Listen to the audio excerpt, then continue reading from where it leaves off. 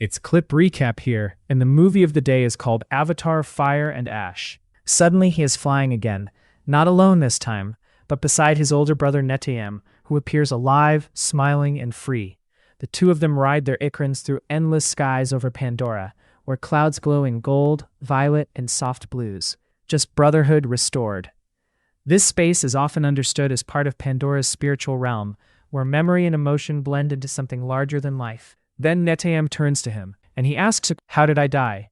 That single question forces reality back into the dream. It reminds Loak that this moment is not real life, but Jake Sully moves with his children. They move carefully, silently, like ghosts slipping through the remains of a past war. As they pass through the wreckage, Jake begins taking what he needs from the fallen machines of humanity. He pulls weapons and gear from the rusted remains of soldiers who never made it back. He starts arming his family, not because he wants them to fight, but because he understands they might have to, accepting that the only way forward might be through war. Without any warning, dark shapes suddenly burst through the clouds overhead. The Mongquan warriors, riding terrifying creatures called night wraiths. They dive from above like predators hunting their prey, moving so fast that nobody has time to react. And before anyone can even shout a warning, the attack begins. Flaming arrows streak through the air like meteors. Then Varang enters the battle. With frightening precision, she fires an arrow into a floating Medusa and nearly wipes out Jake Sully. Jake's family, who moments ago were together, are suddenly torn apart. Some are thrown one way, others another. Everyone is desperately trying to find each other while flames close in from every side. Imagine being a teenager, watching your family disappear into a storm of fire and smoke, and at the center of it all is Varang. She isn't someone operating in the background. Spider stumbles forward, trying to keep up with everyone else. Then suddenly, he collapses to the ground.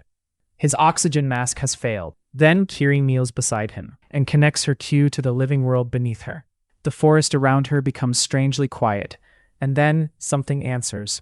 Tiny white threads begin to emerge from the earth. The threads reach Spider. Slowly, they begin weaving across his body. Then, his chest rises. A breath. Spider opens his eyes, but something is different now. There's no oxygen mask, just a quiet miracle unfolding beneath the trees. Standing in that harsh landscape is Varang. She's speaking to Quaritch. She tells a story that changes how you see everything. Her people once prayed to Eywa. Varang explains that her people stopped praying. Now they are known as the Ash People. Varang is terrifying, but also tragic. You don't just see a villain, and that's what makes the Ash People so dangerous. Waves crash against the cliffs below, their sound filling the silence. Sitting alone at the edge of that cliff is Loak. For a while he doesn't move, and somewhere deep inside, he's still carrying the feeling that he can never quite live up to his father's expectations. All of those emotions crash together at once. Grief, loneliness, guilt. The feeling that no matter how hard you try, you're still getting things wrong. Then something small happens. Behind him, Kiri and Saraya quietly approach. They can see he's hurting. They don't rush over with advice. They simply sit down beside him. That's it. 3 friends looking out at the ocean together. No pressure, no judgment, just presence. And sometimes, that's exactly what someone needs. For a few moments, nobody speaks. The waves continue rolling in. The wind moves through their hair. The sun slowly fades across the horizon. Yet somehow, those silent minutes say more than pages of dialogue ever could. Because Loak realizes something important. He may feel alone, but he isn't actually alone. Kiri and Saraya are there, not to fix him, not to change him, just to remind him that he doesn't have to carry everything by himself. It's simply 3 people sitting together in silence. Jake Sully and his allies have been running. The RDA is waiting. Their ships dominate the ocean. Their weapons fill the sky. It feels like Pandora is being squeezed from every direction. Then everything changes. Below the waves, another force is moving. The Tulkun. The giant whale-like beings surge from the depths with incredible power. Now they're fighting back. The first impact is devastating. Then another. Ships that once looked unstoppable are suddenly tossed around like toys in a bathtub. Then the skies fill with Na'vi riders. From every direction, Ikrans dive through explosions. Warriors unleash arrows and attacks from above. What was once an organized military operation becomes complete chaos. The ocean, the sky, the Tolkun, the Na'vi, even Pandora itself seems to rise up together. The battlefield transforms into something almost mythical, a moment where everyone realizes the hunters have become the hunted. Explosions shake the ocean.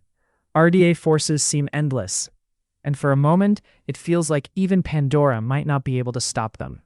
Then, Kiri makes a choice. She plunges into the deep blue water, and there, surrounded by darkness and stillness, she does something no one has ever seen before. She places her queue against the seabed, further into Eywa, further into the living heart of Pandora itself. It's as if she has become a bridge between the planet and everything living on it. The RDA has always treated Pandora like something to conquer, a resource to control. But now they're forced to face a terrifying truth. Pandora is alive, and it is fighting back. At the center of it all is Kiri. Not Jake, not the warriors, not the Tolkun. Kiri. This isn't a victory won through strength or weapons. It's won through connection, through understanding something deeper than anyone else can. As the ocean explodes with life and enemy ships disappear beneath the waves, Kiri becomes more than just a participant in the battle. Suddenly, it's silent, dark, cold. Something is moving. It's Payakan's family. But they're not the powerful, graceful creatures you might expect. They've been hurt. Badly. These Tolkun have been mutilated by whalers, left scarred, blinded, and abandoned like they were nothing. This isn't just sadness. It's suffering that's been sitting in the dark for a long time. They don't rush. They don't attack immediately. They wait, like they remember, like they recognize something. Then one of them stirs. Massive in size, its jaw opens just slightly, then closes again. He is pulled into the abyss without a sound, and the ocean closes again as if nothing happened. Then, from every direction, the Sully family starts to close in. Jake, Neteyam, the others. They move like a tightening circle, each step careful but determined. Varang looks surrounded, but she doesn't flinch. Then Kiri steps forward. Kiri locks eyes with Varang, and there's no fear there, only certainty. She speaks a line that cuts through everything, the fire, the shouting, the chaos. And for the first time, Varang hesitates. You can actually see it happen.